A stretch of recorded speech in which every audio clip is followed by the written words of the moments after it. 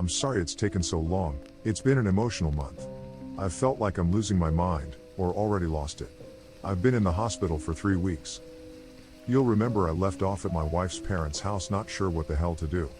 My wife and I argued about it. My in-laws said call the priest. I told my wife we're calling the cops and that's it. The day we finally called the cops would be day 6. Not my family was still sitting on the goddamn bed, staring at the camera. I told the dispatcher there were intruders in my house, leaving out the part where they looked exactly like my family. I told her we were out of the house but I would meet the police there. She dispatched 2 units. My wife begged me not to go. I told her I had to be there. I had a foolproof plan. I would take her mom's iPhone and FaceTime with my wife while showing the police the camera on my phone. They would see this as a fucked up situation and hopefully proceed with caution. My co-worker friend said he would come with me as well. My friend and I beat the cops to my house. Like most of you mentioned in the comments previously, I was packing heat. I have a concealed carry so I had my 1911.45 on me. I was not concerned this would bother the cops as I was going to inform them of my permit and that I was currently carrying. What I wasn't going to tell them was that I had my father-in-law's AR-15 in my trunk. It's almost funny how many of you mentioned that was the way to go in my previous entry. I didn't plan on telling the cops about it because I was not planning on needing it. They would come armed and prepared. They showed up and I let them know I was armed and then enacted my plan. I initially told them the story. They looked at each other like I was crazy and they didn't believe me. I FaceTimed my wife so they could see she was in fact not in the house despite what our camera was showing. They still didn't seem to believe me, but this did pique their interest. I hung up with my wife and told her I'd call her back as soon as we knew something. So now we're sure this isn't a recording, an officer stated, repeating what I said. It's not. The day/night cycle has changed every day. Their blinking is erratic and not cyclical like it was a repeat, I said. I know it's a stupid question, but your wife isn't a twin? The other officer asked. I told him no. My friend spoke up. I have an idea. Turn the volume up, I'll go throw a pebble at the window. He went around back while I turned up the volume to the max. Okay, I'm tossing. We heard the light tick sound from outside, but the 1-second delay on the camera came in loud and clear through my phone. Not my wife moved at the sound of the pebble hitting the window, the first time I'd actually seen her move aside from the time she wasn't on screen when I initially went inside our house the first day. She turned her head towards the window just slightly, before turning back to the camera. Okay, so this is live, an officer said. Okay sir, I need you and your friend to stay outside here. We're going to go in and find out what's going on here. Should you ask for more units? I asked hopefully. Not at this time. We're going to assess the situation first. They don't appear to be armed, but we're going to be cautious. I opened the garage for them and they made their way in towards my kitchen door. They radioed dispatch that they were headed in and to stand by. They disappeared into my house. A few seconds after they went and the camera went out. I wanted to vomit and I felt like if I put my fingers in my mouth I'd be able to feel my heart since it had leapt so far up into my throat. Shit, I yelled to my friend. I immediately popped the trunk and got my rifle out and ran into the garage, my friend right behind me. We got inside just in time to hear a low, guttural howl from upstairs, demonic sounding almost, along with raised voices from the police. There were several shots. Need backup, shots fired. He was cut off. Oh my god. My friend howled. He was scared shitless, but so was I. God fucking damn it, I knew it, I said running up the stairs. My son's room is the first one you come to after getting upstairs, so his wall is also what you see as you walk up the stairs. As I reached the top I laid into the wall with my rifle. It has a 30-round magazine but I felt like I fired 100 shots. I fired all over the place knowing full well the ammo would go through the wall like it was paper, concentrating on where my son's bed would be but also near the door and towards the floor as well in case whatever these things were thought to duck. We heard shrieks of pain coming from the room, then nothing. My friend and I paused for a minute before deciding to go in because the camera was still out. We heard a whimpering coming from the room. There was a dead cop in the hallway we had to step over. It was awful and I'll never be able to unsee it. His head was several feet away from his body in the threshold to our guest room. We found the other cop in my son's room right inside the doorway. He had several large holes in his torso as if he'd been impaled. Exactly what I was afraid would happen had happened. I called the cops and whatever these things were killed them. When we entered the room we found the source of the whimpering was not my wife. She was laying on her back on the floor, holding her torso that was bullet-ridden and breathing heavy. The scene was awful. I can hardly put into words how awful it was.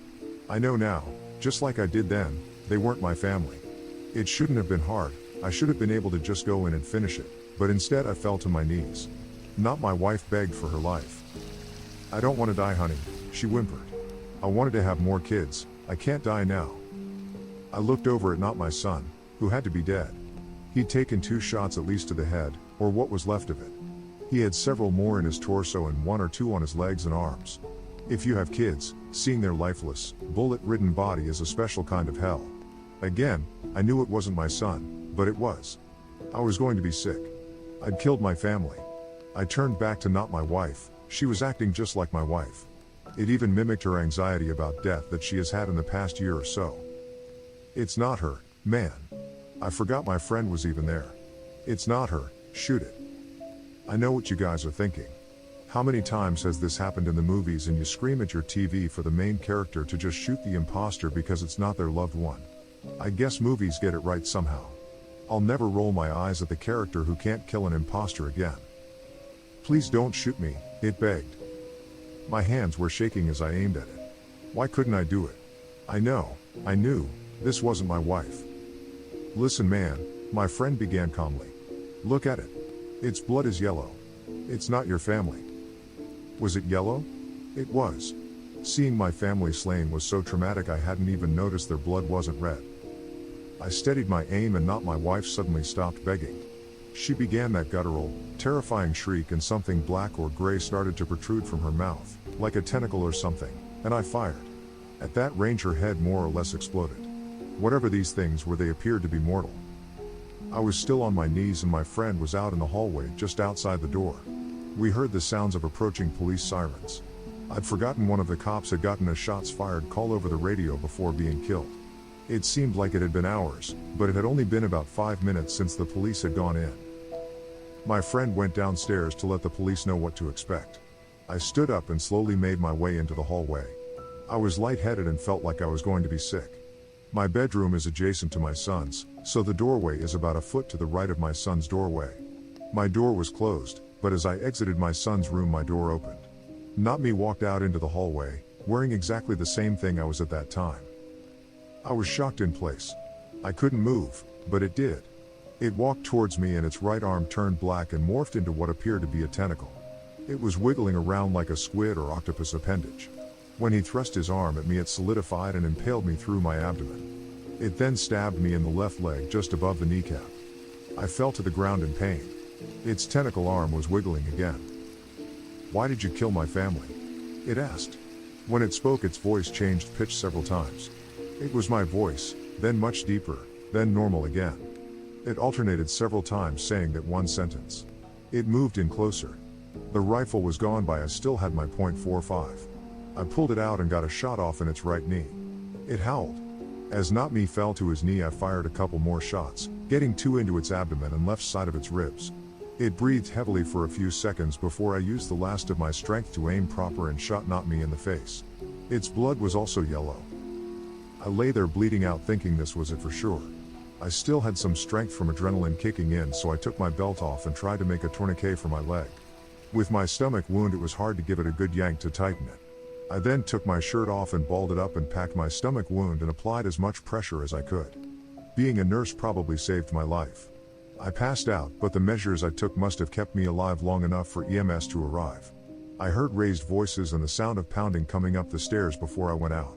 It was probably a cop, but I felt pressure from somebody trying to keep my wound packed before I went out. I was in and out of consciousness as EMS arrived along with probably every cop in the city. I was wheeled downstairs and put in an ambulance, but while I was being loaded onto the gurney upstairs I heard cops freaking out, and rightfully so. They'd lost 2 brothers and there were 3 other bodies. Did he kill his brother? Are they twins? Probably referring to Not Me's dead body. Or his whole family? Put him on armed guard while at the hospital. He'll probably be getting charged. As I was getting placed into the ambulance I saw my friend talking to a group of about 10 cops, all listening very intently to what he was saying. I went out again in the ambulance. I woke up in the ER, my wounds had been treated. The tentacle hadn't been more than a few inches wide, so it was just slightly larger than a large knife. They'd sewn me up and I found that I was currently receiving a blood transfusion due to blood loss at my home. My wife had authorized them to do whatever they had needed while I was unconscious. She was also extremely pissed that I went in the house. We're okay now, but that's a story for another day. I was in the hospital for 3 weeks since I ended up getting an infection and almost went septic. I needed quite a few antibiotics.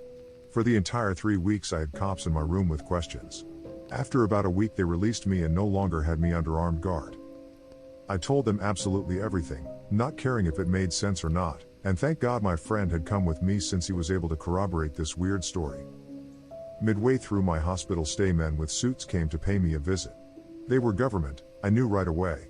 They said they were FBI, but I don't know if I believe that. They wanted to talk about not my family. The police chief and the coroner were involved and it was very hush-hush. They made it clear this was not to get out to the public. This is where I have to apologize probably for an anticlimactic ending to this ordeal. I don't know what not me and my family were.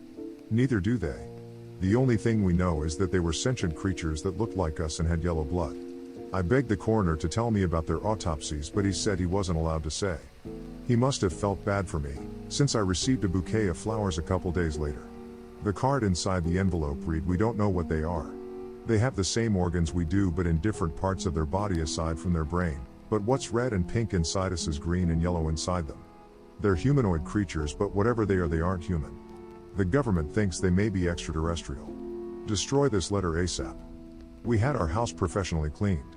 It was almost surely a government team since they contacted us on behalf of the police.